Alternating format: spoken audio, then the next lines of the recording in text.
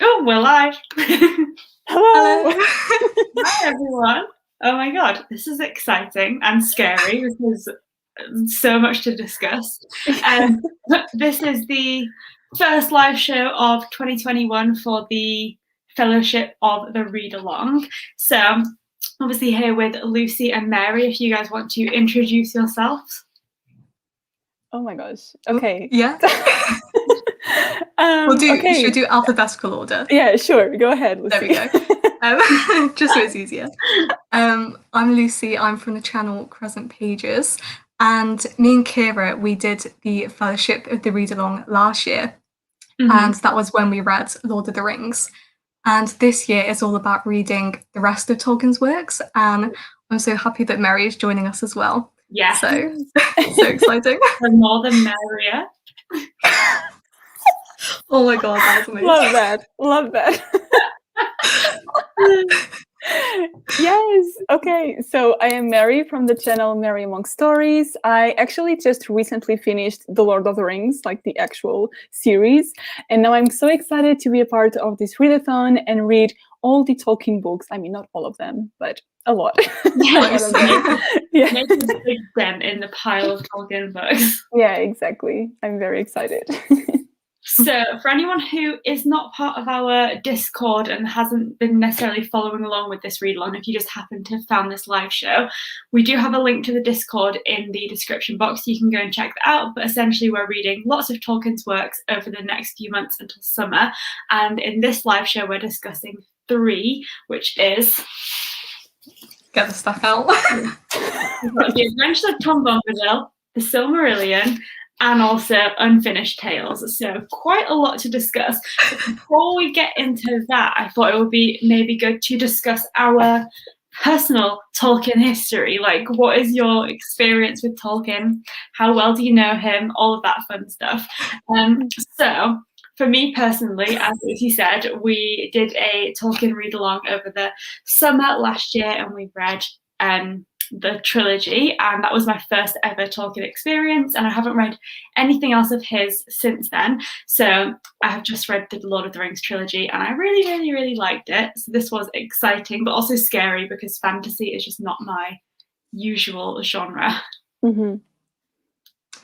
So I think I worked out that I first came across Tolkien when I was 13, when the Hobbit film came out. And I went to the cinema to watch that. I literally had never heard of Tolkien. And I went to see that because my mum was a fan. And then I loved the film. I watched all of the Lord of the Rings. And then eventually I read the books. And I've read the Lord of the Rings countless times.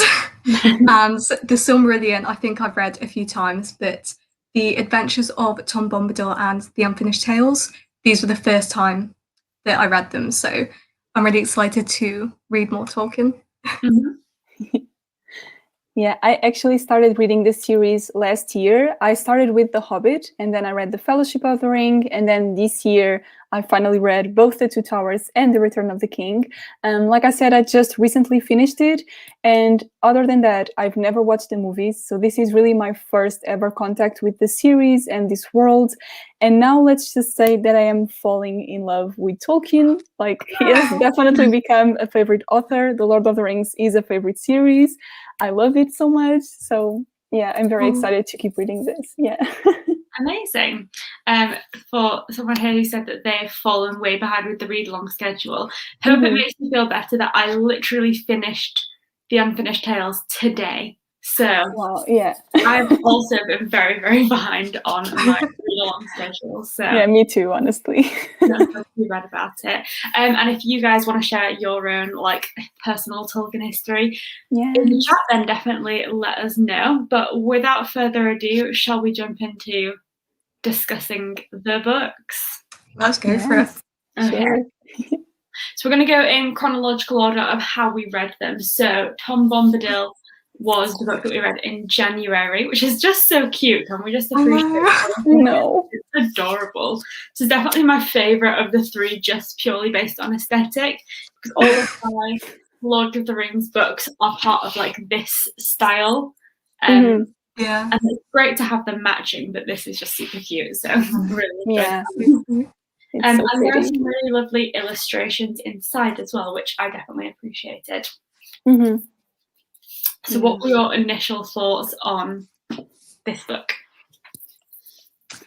I think going into this one, obviously it's so different compared to the Silmarillion and Unfinished Tales, because this is, I guess, more on par with The Hobbit in the sense that it's kind of for children, I guess, but there are a lot of themes in here that do kind of reflect the themes that he goes into with The Lord of the Rings. I think when me and Mary were talking about it, we both really enjoyed, I think, the last two poems, because they touched on the themes like mortality and the relationship between men and the elves. So we had The Last Ship, which was about the woman who was invited to join the Eldar.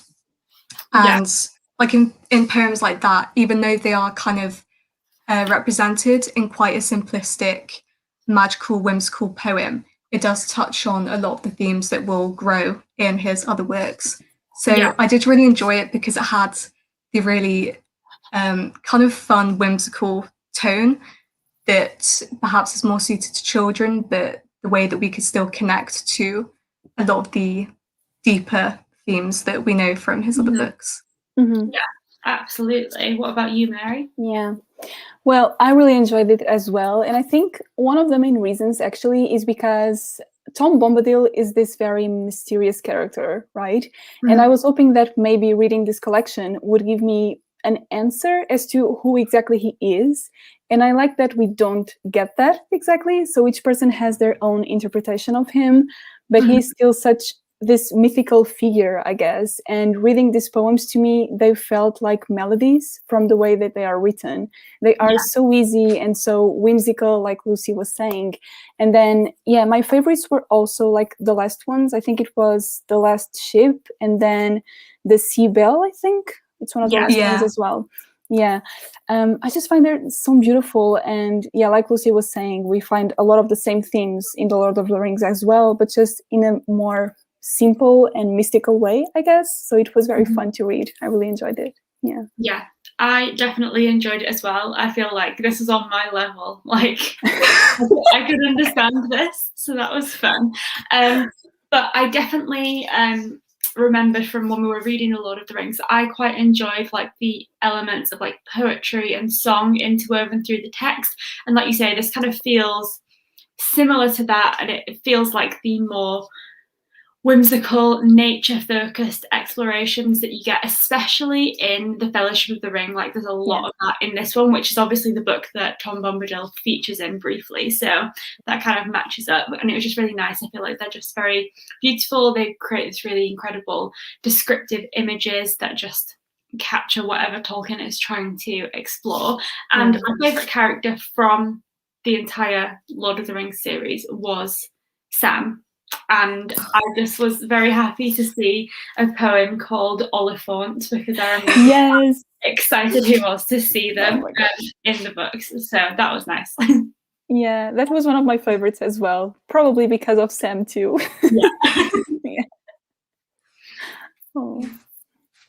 What I found really interesting with the poem The Sea Bell, it's subtitled Frodo's Dream. And Tolkien suggests, like, he kind of depicts this poetry as coming from the Shire, and he talks about the different authors perhaps. And he says that Frodo probably didn't write this poem, but I think it's really interesting looking at the poem as reflecting Frodo's psychological journey with the Lord of the Rings, and how the poem is about this person who journeys to this land of the fairy and how he's irrevocably changed by it. And I think that just captures Frodo's journey in The Lord of the Rings just so perfectly, and like just gets me. Yeah. Oh my gosh. Yeah, I agree. Just really nice to read. They're just like lovely little poems. Yeah, they are. Yeah.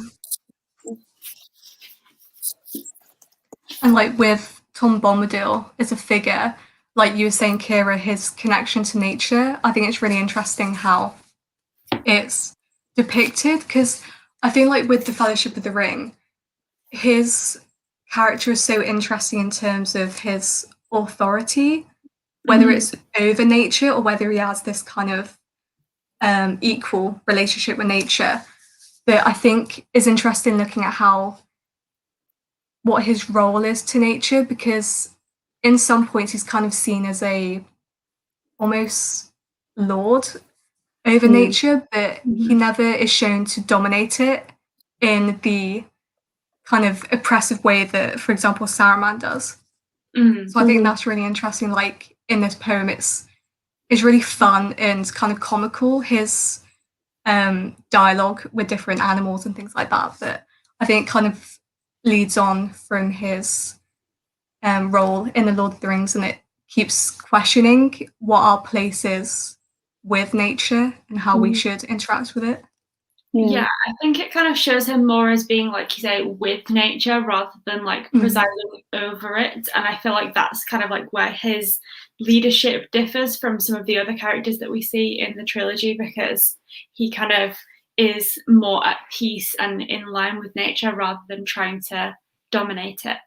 Yeah, exactly. He lives in harmony with it. I would say, like, he doesn't try to control it or anything. Like, yeah. I have this really interesting quote actually, which is from a letter that Tolkien wrote, and it says, it's talking about Tom Bombadil and his attitude to power, and it says that if you have, as it were, taken a vow of poverty, renounce control, and take delight in things for themselves without reference to yourself, then the questions of the rights and wrongs of power and control might become utterly meaningless to you, and the means of power quite valueless. So it's kind of suggesting that because Tom Bombadil, he doesn't want power, like it's completely irrelevant to him whether he has dominance over nature. That's kind of where his power, like in a kind of orthodox way, comes from. I just thought that quote was really interesting, and you can definitely see that in response to his relationship with the ring as well. Like, I remember when I first read The Lord of the Rings, and it kind of showed how Tom Bombadil was completely, like, he wasn't affected by the ring at all. When I first read it, I was like, how does that even work? Like, the ring is meant to literally dominate everything, and then he's completely, like, not even affected by it at all.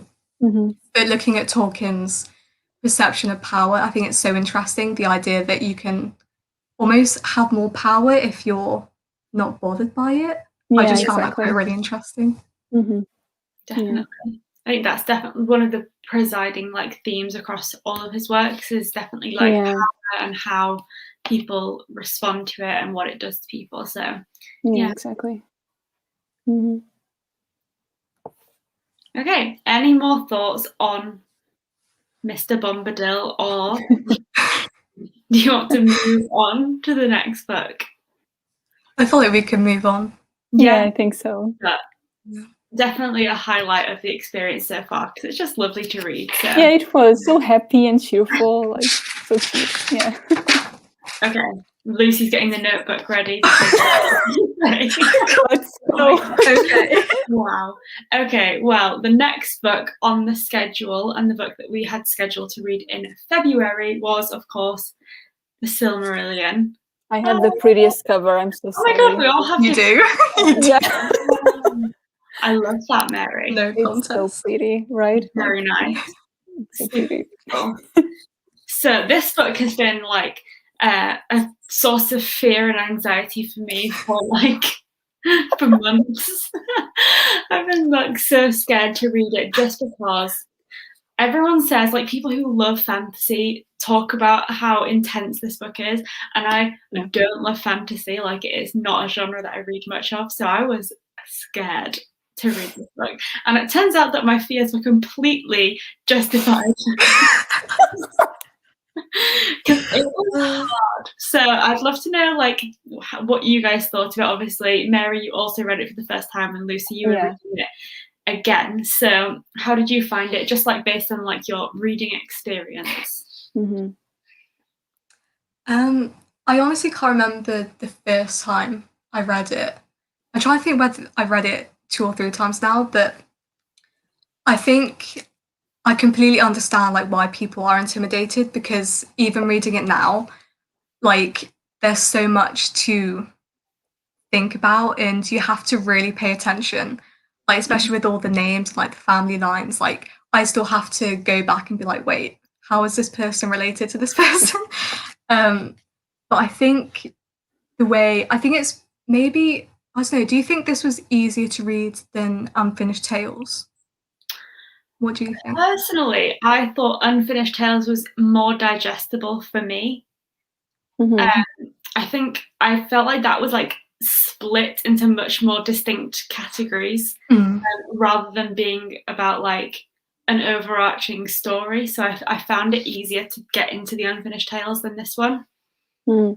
That's interesting. Yeah, I actually felt the other way around, because the Silmarillion, while it is quite dense, obviously, and very complex, like I already went into it thinking that it's impossible for me to comprehend everything here. So I will probably have to reread it again to fully comprehend its message and all of the characters, because like Lucy was saying, it's a lot like of names and information and the whole chronology and everything.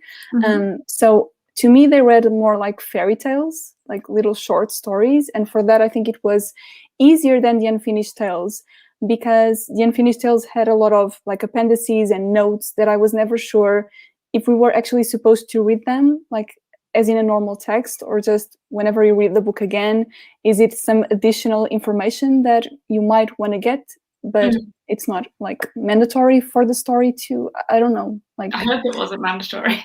Yeah. Well, I think I kind of agree with Mary in a way. I think the way that the Silmarillion was constructed, because the Silmarillion and the Unfinished Tales, they were both constructed from notes that Christopher Tolkien kind of put together. But with the Silmarillion, he kind of constructed it in a way that it had a plot through it, and that was the Silmarils. That was the thing that kind of joined it all together. But with the Unfinished Tales, it was basically just like putting all his notes together, just putting them in a manuscript and like publishing it. So I think with the Unfinished Tales, like with all the editorial notes and things, that did make it a lot harder. And I think because the Silmarillion, it almost can read like a novel. But with Unfinished Tales, it is literally kind of a glimpse into Tolkien's mind, and a lot of it wasn't finished and it wasn't meant to be kind of published. So I think that does make it like they're both really different experiences.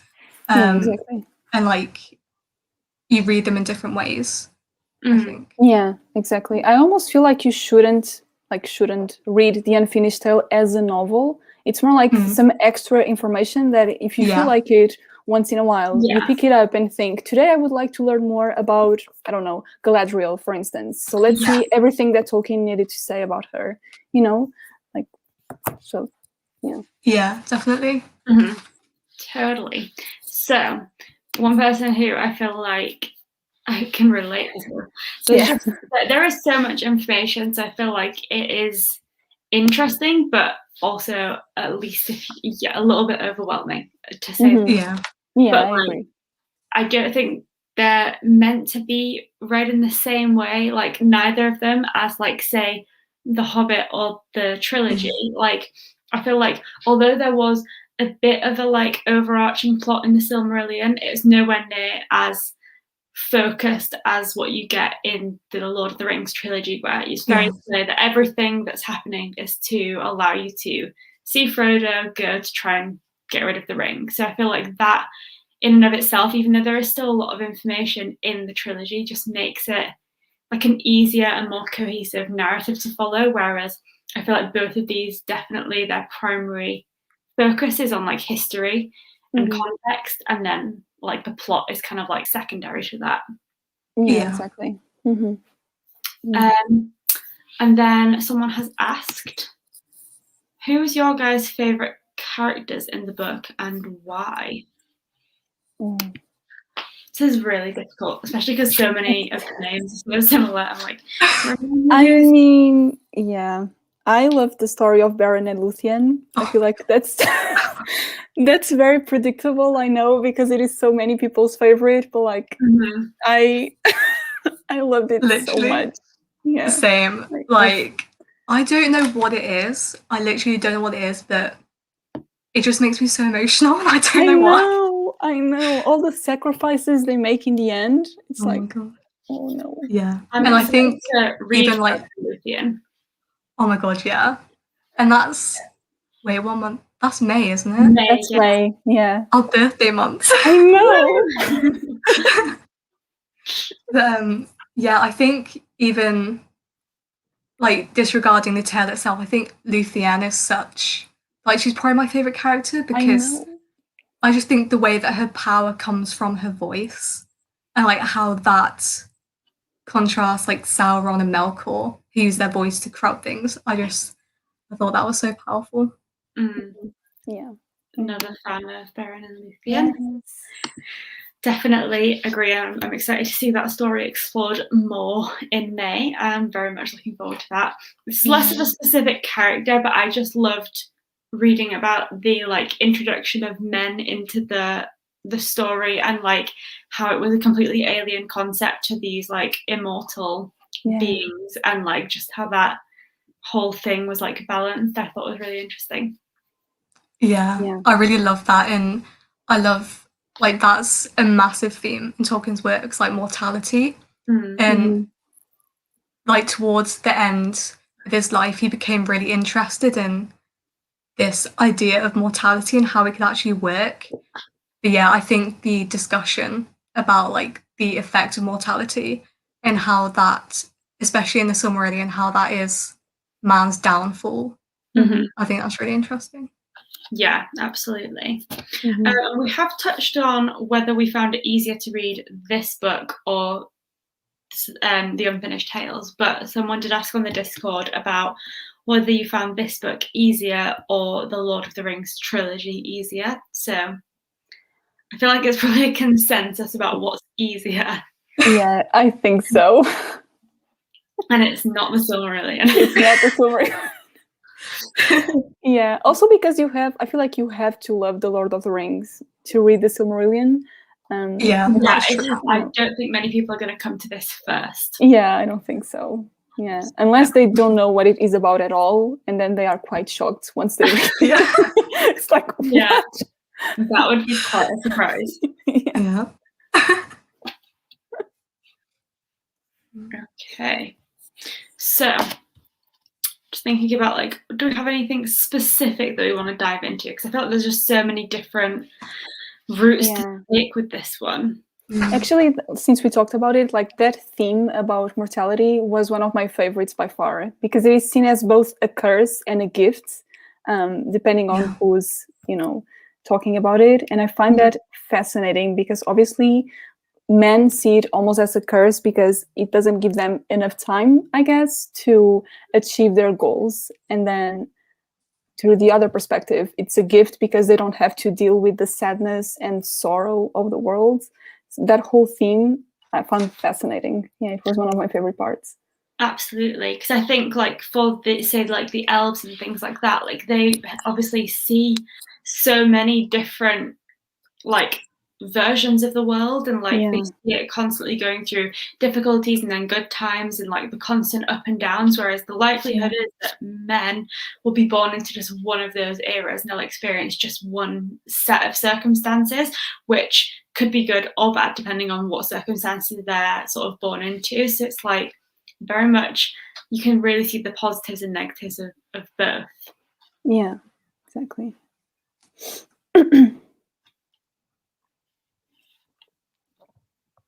Was there anything, Lucy, that you noticed like that's become clearer to you the more times that you've read it, or like any particular themes that stood out to you this time around? I think doing more research this time, I guess. Actually, when I was reading it like this time around, I found Melkor's character really interesting, and I almost approached it in a like non-religious way as I was reading it. And like Melkor, he wants to, let me see if I can find the quote. He wants to have his own will, and let's see where it says it. Oh yeah, so it's when the Ainur, they're singing, and it says that, but as the theme progressed, it came into the heart of Melkor to interweave matters of his own imagining. And when I first read that, I kind of saw that as him wanting to have his own will over something, as opposed to following the kind of picture, following the picture of Eru. But doing a lot more research, Tolkien, he was Catholic, and the Silmarillion is almost kind of like, I know Tolkien didn't like allegory, but it does have the same kind of themes of Christianity. So the Valar, for him, they weren't this dominating force. They were put into kind of creation because they had a set role, and that wasn't good or bad, that was just their role. So for Melkor to go against them and to have his own kind of idea and wanting to put his own kind of independence into it, that was going against God's will. So I kind of started the Silmarillion looking at it from maybe a secular point of view. And Melkor really reminded me of Satan from Paradise Lost, but kind of thinking about Tolkien's own religion and his intention, because he does go into it in the letter that is included. I don't know whether it's in your edition, but I think reading it this time, I was a lot more aware of the Christian metaphors and things that went behind it. Yeah. Was Tolkien connected to C.S. Lewis? Yeah, so they were friends, and Tolkien's actually contributed is kind of converting C.S. Lewis to Protestantism. Oh, wow. Interesting. I know obviously there's a lot of like religious themes in his work. So yeah. Okay, so based on the Silmarillion, what are your guys' favourite race in Middle-earth? Oh no. Difficult question. I think it's so funny how different the elves are, and like, because if you read The Lord of the Rings, they're kind of like these creatures that just kind of wander through Middle-earth, just kind of lamenting. And then in Silmarillion, they're just like destroying everything and creating these rings of power. And it's like, okay. Calm down. Yeah. So in the Silmarillion, I think the elves aren't depicted in the most manners. Oh God, I don't know. I don't know either. Yeah. I feel like they're all very flawed. Yeah, exactly. But that's also the beauty of it, right? Yeah. They're flawed for different reasons as well, for the way they approach the world, I guess. So yeah. Yeah. It's difficult. My favourite race in Middle-earth collectively is probably unsurprisingly the Hobbits. Same. They can do no wrong, basically. They're absolutely perfect. They're so cool. And they're obviously not really a feature of this book. Yeah. Sad times. So I'd say probably they're all very flawed. It's quite like a violent saga that we get. It is. In this one. I feel like obviously as a human, perhaps like the men are like, empathize with them maybe a little bit more, like with shared experience of, simply being humans and mortals. Yeah. Gosh, I don't know. That's a hard question. Yeah, I do like that we got a lot more from the elves, though. That's something that I missed in The Lord of the Rings, I guess, because like Lucy was saying, they were presented as these beautiful creatures just wandering around. And I always wanted to know more about them. I wasn't expecting them to be so violent, though. That's something that really surprised me about the Silmarillion. It is quite, a lot sometimes. Yeah. It certainly is. I know, like, I was surprised, like, I forgot most things, so I came across some sections, I was like, oh my God. Wow. Yeah, it gets quite dark sometimes, yeah. Yeah. Yeah. Speaking of Melkor and, like, his pride, What did you think of Fëanor? Because I find this character so interesting, and like I was wondering whether you sympathize with him.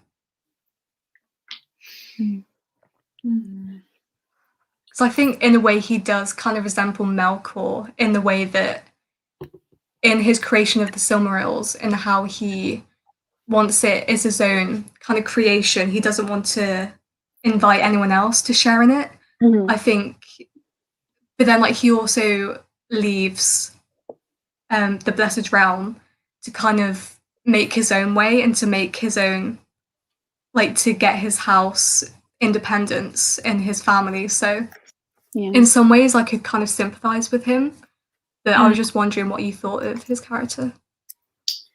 I think generally speaking, Tolkien does a really good job of making every character like sympathetic in a way, in that like you understand the complexities of every character, and that good and evil are really not so simple as like someone is good or someone is evil. I think he really explores the nuances of characters and shows how people can do bad things and people can do good things, and that doesn't necessarily summarize their entire character.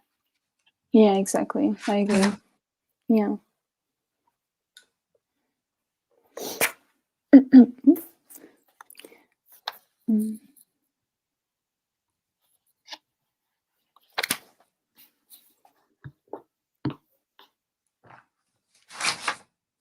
And what did you think about the oath of Fëanor? I think that also is explored a bit in Unfinished Tales, but I always find it really interesting debating the relationship or the kind of blurred lines between fate and free will. And I think, especially in this, with the oath that Fëanor makes and the resulting curse of Mandos, the extent to which the sons of Fëanor kind of played into their fate, like even though they were cursed and they made this oath to pursue the Silmarils, it's kind of interesting to debate whether they did have any control over what they did. And like towards the end, I think it's Maedhros, he kind of suggests that they could just leave the oath, and they do make the choice, at least in my opinion, they make the choice to continue with the oath. So I just find it interesting debating the extent to which fate and free will conflict. Yeah, I think again that's one of the themes that Tolkien like constantly touches back on, and I think in this case, with it being like an oath, then you have also like the theme of honor kind of like interwoven, and it's like, are they accepting that as fate because the alternative would be to like dishonor their father and all that kind of stuff, or is it fate in the sense of like literally having no control? And I think the understanding of like fate and what it actually means is definitely up for debate. Yeah, I agree. That's also seen in the Unfinished Tales, right, with Turin, I guess. Oh my god, he's such an interesting character as well. I know. Yeah, I love his style actually. Like, yeah, we'll get to that more later, I guess. But yeah, it's a good example of that. So yeah, I just feel like, again, coming back to the trilogy, because we know I enjoyed that, I feel like you see someone like Frodo kind of going against fate in a way, like kind of obviously Gollum represents what happens when you accept your fate, and then Frodo kind of shows the struggle of going against your fate. And I think he shows that there's kind of like a balance between like fate in terms of like something that leads you in the way that the ring does, and then free will and how they kind of intermingle. But if you allow yourself to think you have no control or no choice, then fate can take a much stronger hold. So I feel like that kind of applies here as well. Yeah. There was actually a quote that I found in Unfinished Tales, but I thought it would be good to bring it up. It's in The Quest of Erebor, and I think it's actually in the notes, it's not in the main section. But it's when Gandalf is talking to Frodo and the other companions, and he's talking, because I think Gandalf in the trilogy, he says that Bilbo is meant to find the ring, so you were meant to bear it. And Frodo says, though I suppose that whether meant or not, Bilbo might have refused to leave home, and so might I. So Gandalf is almost saying that he was kind of fated to bear the ring, but then Frodo suggests that he did have the free will to not take part in that mission. So it does show that his the fact that he accepts this responsibility over the ring, that was entirely his own choice. And I think that makes him more heroic, I guess. The fact that he took this burden on, even though he could have refused it. Yeah. Yeah. And then I think you see in Gandalf and in like Tom Bombadil as well, who are far less affected by the ring, or Gandalf who won't even allow himself to like wear it and things like that, that they recognize that fate and choice kind of have an intersection, and that your decisions determine where your fate takes you, I guess. Yeah, exactly. And again, I guess you could consider that to be like a discussion of religion as well, because there's always the discussion of like free will versus like the divine plan and all that kind of stuff, which causes a lot of debate, I think. Yeah, exactly.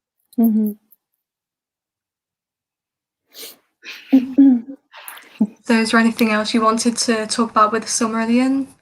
Or I guess a lot of it does overlap with Unfinished Tales, so I feel like we could just move on. Yeah, exactly. One question someone has asked, which is, what is your star rating of the 3 books? Kira, do you want to start? Okay, so off the top of my head, I think I rated the Tom Bombadil like 3 or 4.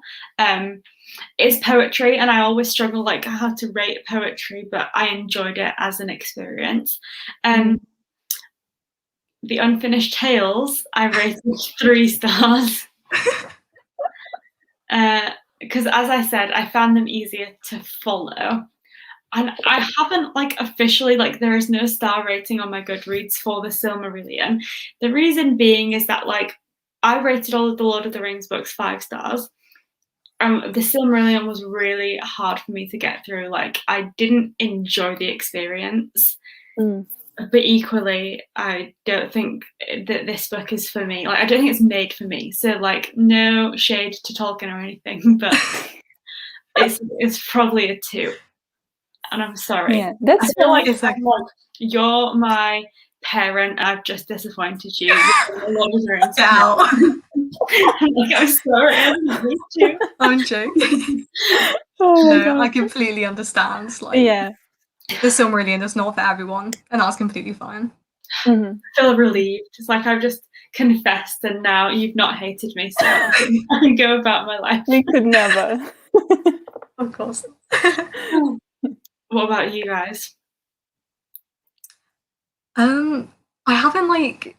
I feel like it's so hard for me because I feel like with Tolkien, I can't be objective in a way, and I know that like you can't really be objective with any book, but like I can't really put a rating on it. Like, yeah, I don't know. I feel like the Silmarillion was my favorite, if that offers any, just because I think I think the kind of coherent plot does help to maybe make it a bit more impactful and approachable.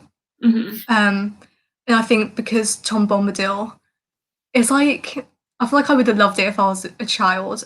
When I was reading it, I kind of, I don't know, I just imagined what it would have been like if I was a child listening to these poems. And then Unfinished Tales, like we kind of discussed, it's a bit of a strange one to kind of read.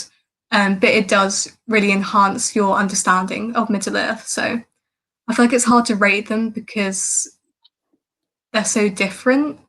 But like Tolkien is just, you know what he means. So yeah, I feel the same. I mean, I did rate both Tom Bombadil and the Silmarillion 5 stars. I love them. Like this collection of poetry, maybe it is because it has a bit of a childish innocence, I guess, that I loved. And again, they read like melodies to me that were so beautiful, and all the talks about nature and everything, that always gets to me. So I loved it. And then the Silmarillion. Yes, it is dense. Yes, it is quite complex. Did I understand everything? Absolutely not. I need to reread it. I need to reread it. But what I do know is that anytime I finished the story, I thought that was brilliant. It was beautiful. So I needed to rate it 5 stars. And maybe it is also because I loved The Lord of the Rings so much, I guess. Like Lucy was saying, it is impossible to be objective, I guess. So Yeah. I don't know.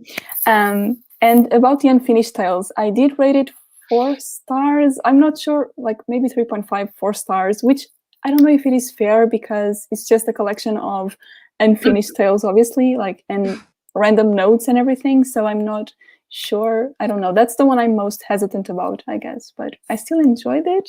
So Yeah. I feel like it's hard to rate, especially Unfinished Tales, because yeah, like it is. we're so used to reading novels and like complete works and rating them. Like Mary said, it's hard to rate a collection of kind of notes that Tolkien wrote. So yeah, I agree. I think with all 3 of these, because they're not like just classic prose, it definitely like the rating just doesn't come as like naturally. But yeah, exactly. So say hi to Emma. Oh, hi Emma. And then let's move on to the third and final beast, the Unfinished Tale. Yeah. It really is a beast, honestly. I mean, like, I decided to like make it seem slightly easier to me by folding down the pages where like the introduction is and like where the index starts, so that it was only like, that much actual book. I was like, okay, make it like slightly more achievable in my mind. I feel like Tolkien's books are always deceiving because they look really big, but then for the most part, like the index and the all the notes and stuff. There's so much stuff. So it's a little bit less scary than I thought, but still, there was a lot of stuff. Yeah, that really was. Yeah. Was there a specific like section or chapter that you like enjoyed more than the others that you call a favorite, or? Yes. Okay. The Hunt for the Ring. Yeah. Ooh. Is that because it had characters from the Lord of the Rings? Characters from Lord of the Rings. It felt familiar. I love Gollum and everything about Gollum's story. I just think it's so interesting as well. So like, I feel like that was just like, okay, I can relax and enjoy it. I'm home now. Yeah, exactly. Yeah. Yeah. Yeah, I get that. I felt the same, honestly. But also, like, Turin's Tale was fascinating to me. I loved that one. Yeah. And then, like, I'm not sure I'm going to say this right. Histari? Is that it? Oh, yeah. Oh, my gosh. Okay. Like, everything about so Gandalf. Hard. Yeah, it's so good. Finally, because I missed Gandalf in The Lord of the Rings, honestly. He's such, like, I don't know, an epic character. But then again, I feel like we don't know that much about him. And then in these stories, I just thought, finally, we get a bit more of him and more of his intentions as well, and his importance even throughout the rest of the series. And I love that too. Yeah, I completely agree. I love that chapter because it brings in the idea of responsibility and the power that we each have to make an impact. Like Gandalf's origins, I think it makes it even more clear his role in Middle-earth and in The Lord of the Rings, and how he believes that through uniting anyone, whether that's the hobbits or whether it's Aragorn, who turns out to be the King Gondor, it doesn't matter who you are, but it's making the choice to contribute to this movement. That's what is important. And I think that the whole kind of explanation of the Astari, I think that just really made that theme, it brought it to the forefront, and it really made the power of it more present. Yeah, exactly. Completely agree. Gandalf is such a great like leader to read about, because he's not like a seeker of glory or anything like that, and he actually like acts in a way that allows other people to be championed, and like that like puts them at the front, but really he's like such an important role.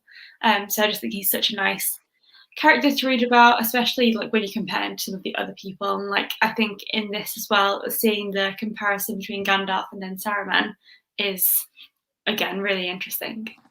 Yeah, he's such a good character, because like he encourages everyone from every species and everything to just use their free will and their own choices in order to like achieve peace and the good and freedom for Middle Earth. Like an amazing example of that, and I always love saying this, but the respect he has for hobbits, like it always touches me, because they're obviously like smaller people and from humble background, I guess, and Gandalf treats them with so much respect. It's beautiful to see.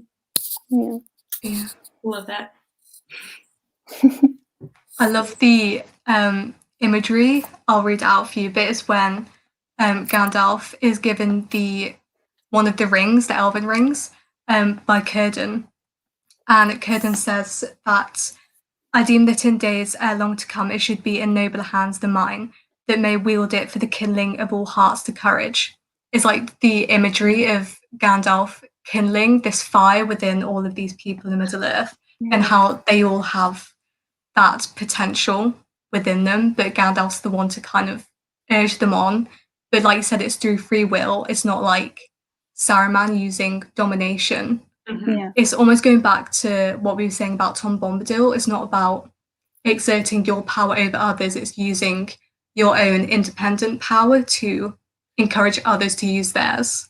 Yeah, it's like his knowledge and everything allows other people to like tap into their own like innate power and skill set, and he like just seems to have this way of knowing like what the best in people is and how to help them achieve things without, like you say, coercing them or taking control himself or doing it for his own glory. So yeah, exactly. Go Gandalf. Yes.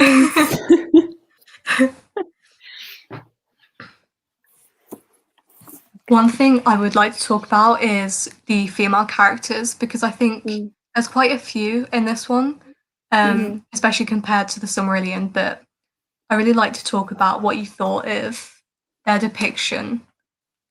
I'm trying to remember their names. There's a particular one that I liked. Wait, let me see if I find it.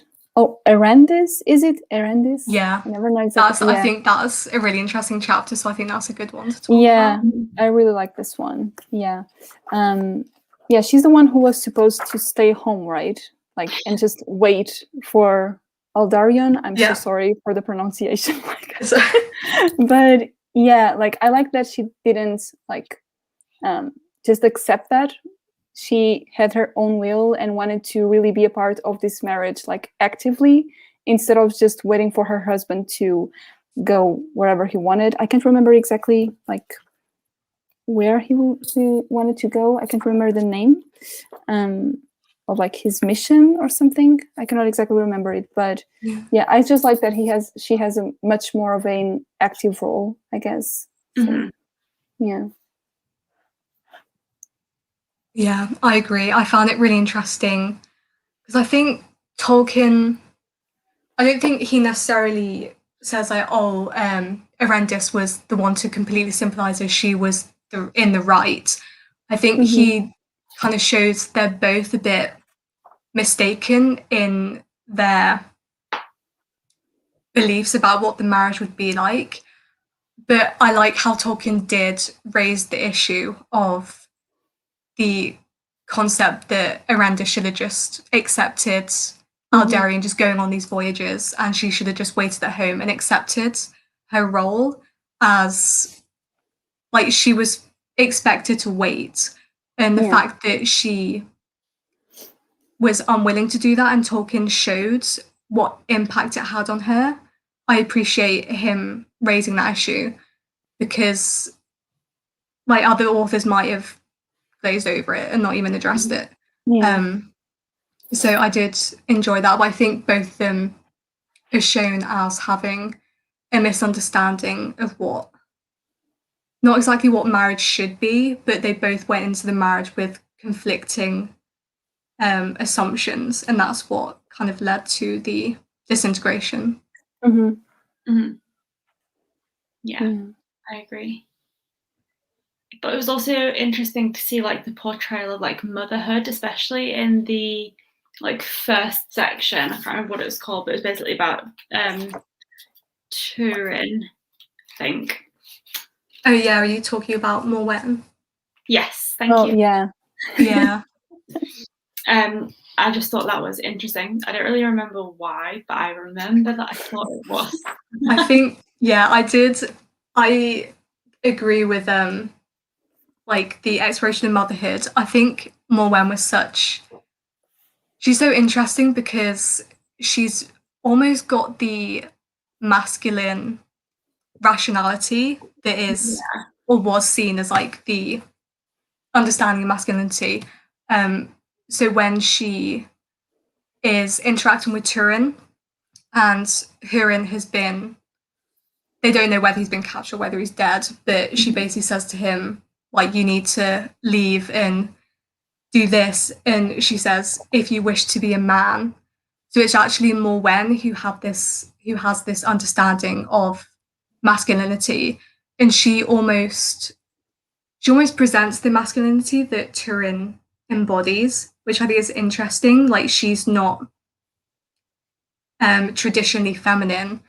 And I remember when Hurin was just about to leave for war, and it says that she doesn't cry, and that immediately creates this kind of gap between her and what is understood to be traditionally feminine. So I think, yeah, Kira is really interesting looking at her role as a mother. She's not embodying the kind of traditional concept. It seems to be more, like you say, logical and like calculated and less led by emotion than you would typically see in like a portrayal of motherhood. Especially I think in like a fantasy setting, where you do have much more like stock characters and expressions of masculinity and femininity. So it is interesting to see a female character explored in that way, that she can both be a mother and not be traditionally feminine. And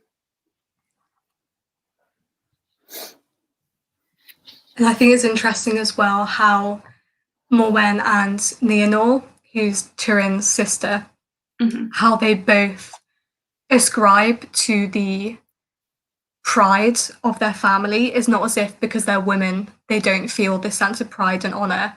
They actually feel it as well, and that's what encourages them to go out and seek Turin. So I think it's interesting how they're included in that framework of honor. It's not just glory that men seek, is actually inclusive, is dependent on your family, it's not dependent on gender. Yeah, absolutely.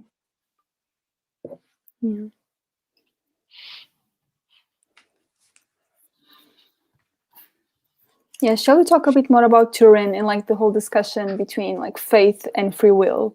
Because that's something that really stood out to me, I guess, in his style. Isn't he the one who then goes ahead and calls himself like the wronged or something, or the ill-fated?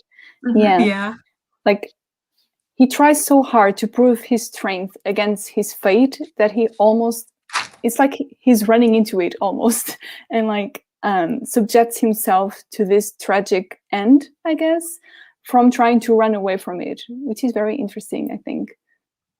I agree. Yeah, I think especially the way that he reacts to fate, like you were saying, is almost his obsession with it actually leads him to fall into it. Yeah, exactly. That's it. I think it's all about perception. Like, Tolkien really plays with perception and how perception influences your attitude, but like almost unconsciously allows you to think that something else is leading your fate, when actually your own actions have generally led you there, but through your perception of the circumstances and how you feel you came to be in certain situations, it can feel like it's an uncontrollable fate, but more often than not, that's not really the case. Yeah, exactly. It almost raises the question, like, is your faith really there, or did you just create it because of your actions? Mhm. Like, Yeah. Yeah.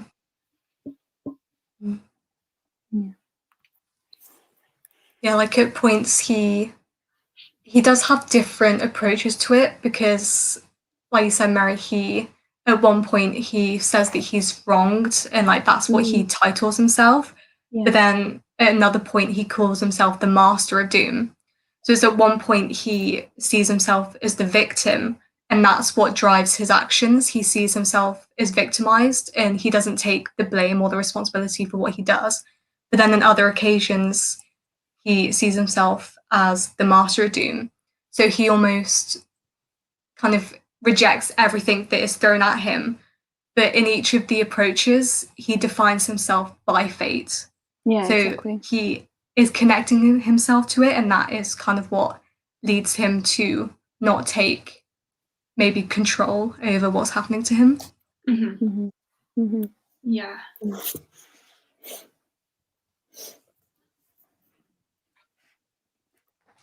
Yeah, I think it'll be interesting to see when we read Children of Hurin, seeing it as like a continuous prose, I guess, and how the curse unravels, and like looking at that again, that'll be interesting. Yeah, I think now with like the context of what we've read in the last 2 months with this Silmarillion, I think then reading the more prose-focused ones, we've gotten a bit of background knowledge now for all of them.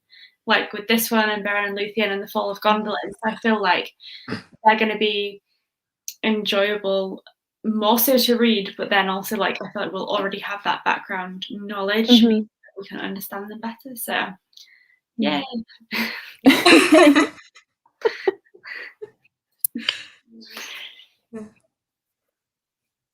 Any more thoughts to share, questions to ask, anything to get off your chest? I don't think so. I feel like it's the type of thing where there's so many things to say, and then when you come to just sit down and you have completely open discussion, there's so many things that your mind can't even settle in on the individual points, because there's just so much that you could talk about. But I'm sure that like these books will continue to crop up now in our future discussions. Definitely. Explore more of what Tolkien has written, and I just feel like we're gradually building up this very detailed picture of Middle-earth. And I think the more, at least speaking from my own perspective, I think the more I read and the more I consolidate the information through prose, the less I'll be daunted by these and the more I'll be able to appreciate what we've read when I can see the information like in practice elsewhere, if that makes sense. So yeah, I agree. I feel like, any concluding thoughts that you want to share? I think hopefully, Kira, the next few books will be a bit more enjoyable, because they are isolated tales rather than like these massive collections. So. I mean, even leaving this experience and knowing that these weren't like my favorite and I didn't love it, I'm just very much in awe of like how much information he had and like the world he'd created, and it's beyond my mental capacity to fully take it in, but I'm still very like, just completely blown away by it. So I'm excited to keep exploring Tolkien, because I know I like his writing, especially in the more like isolated prose style. So I'm excited. Yeah. We've done it. I've climbed the mountain of these 2 books. Amazing. You basically climbed Mount Doom. Like you've done that now. This was my task. Like this was my big task. I've done it. Thanks for coming. You did it. You helped me along the way. Yeah. Okay. Well, in that case, if we are done discussing these books, I think that'll bring this live show to an end. So if you joined us, thank you very much. If you're watching later, thank you for joining us later. And I hope that you enjoyed hearing us talk about these books, and that maybe you enjoyed them more than I did, because I'm sure that they're really good. But yeah, next time the live show will be on Lucy's channel. That'll be towards the end of May or the beginning of June, and we'll be discussing Children of Hurin and Beren and Luthien. So I think it's going to be a very different experience in the next live show in terms of my experience. So there might be tears. There might be tears. My gosh, there will be tears for sure. Like, I love it. Okay, well, thank you for watching, everyone, and we'll see you in the next live show. Thank you. Bye. Oh, wow. Wait. Kira, I just laughed. Oh my god. I think she needs to... Okay. Oops. Did I totally press leave studio instead of end broadcast? Yes, I did. Okay. Take the candle. Okay.